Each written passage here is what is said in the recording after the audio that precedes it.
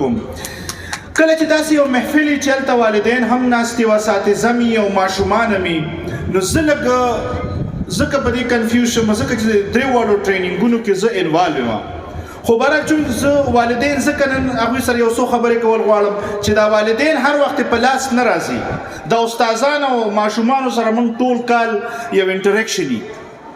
نو بس دوی ته چې مختصر خبرې کوم او یو څو او بیا ته اجازت غواړم څه موده مخکې د امریکې په یو علاقه کې چې د هغې نوم لوزیانا دی هلته دا ټسټونه کېدل څنګه چې دلته NTS ټسټونه کېږي او په هغه کې یو ډېره عجیبه خبره مخې ته راله او هغه خبره پکې دا مخې ته راله چې غریبانان ماشومانو کارکردګي ډېره زیاته خرابه وه او فیل کېدل او مالداره ماشومانو کارکردګي ډېره زیاته ښه وه او ډېرې ښې نمبرې اخیستې هلته تاسو سره پراخ خبره باندې ریسرچ کېږي ما نصر الله صاحب ته مې ویل چې تاسو په بورډ کې څه د ریسرچ انتظام وکړئ په دې حوالې سره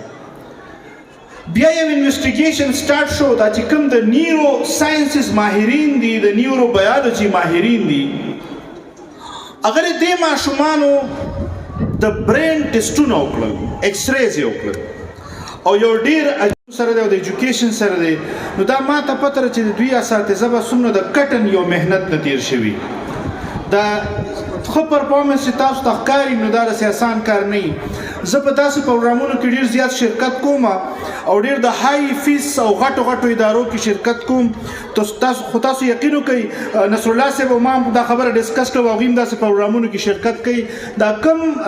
پرفارمنس چې ماشومانو دلته وکړو تاسو یقین وکړئ دا ما د 50,000 د فیس کورونو کې هم نه دی لیدلی نو دا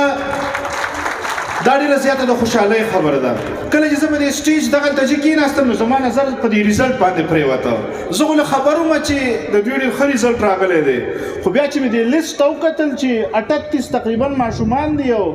دوی یعنی 540 نمبر اخیستی نو په 400 کې ډېر کم وي دا هغوی چې داسې ریزلټ دی بیا ما ته دا هم پته ولګېده چې په 10م کې هم 2 ماشومانو 4م پوزیشن باندې راغلي 2 ماشومان او په 9م کې په 2 ماشومان چې دي راغلي دي نو یو کو کریکولر اکټیویټیز هم تاسو نن ولیدل په دې اخري ورځ باندې او موږ اکیډمیک پرفارمنس ولیدو نو دا ډېره د خوشحالۍ خبره ده د دې خطې دپاره بیا مظفر بھائی پرنسپل صاحب راغی او ډېر په مختصر او ټو د پوینټ جامع او ډېره زبردست اردو سره هغه د خپل سالانه ریپورټ پیش کړ هغه سالانه ریپورټ که هغه نه مې پیش کړی نو موږ ته د سټیج د نن د دوی د کارکردګۍ پته لګېدلې وه نو بهرحال زه په دې شاندار پروګرام انعام صاحب ته او د هغه ټول ټیم ته مبارکي ورکوم کله چې داسې یو محفل چې هلته والدین هم ناستي و اساتذه مي او ماشومان مي نو زه ځکه په دې کنفیوز شم ځکه چې درې واړو ټریننګونو کې زه انوالو یم خو برعکس چون زه والدین ځکه نن هغوی سره یو څو خبرې کول غواړم چې دا والدین هر وخت په لاس نه راځي د استادانو او ماشومانو سره موږ ټول کال یو انټریکشن وي نو بس دوی ته چې مختصر خبرې کوم او یو څو او بیا ته اجازت غواړم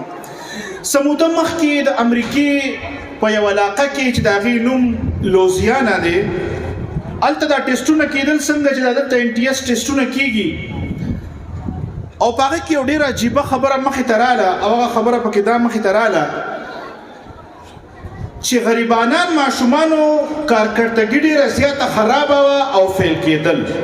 او مالداره ماشومانو کارکردګي ډېره زیاته ښه وه او ډېرې ښې نمبرې اخیستې هلته تاسو سره پراخ خبره باندې ریسرچ کېږي ما نصر الله صاحب ته مې ویل چې تاسو په بورډ کې څه د ریسرچ انتظام وکړئ په دې حوالې سره بیا یو انویسټیګیشن سٹارټ شو دا چې کوم د نیورو ساینسز ماهرین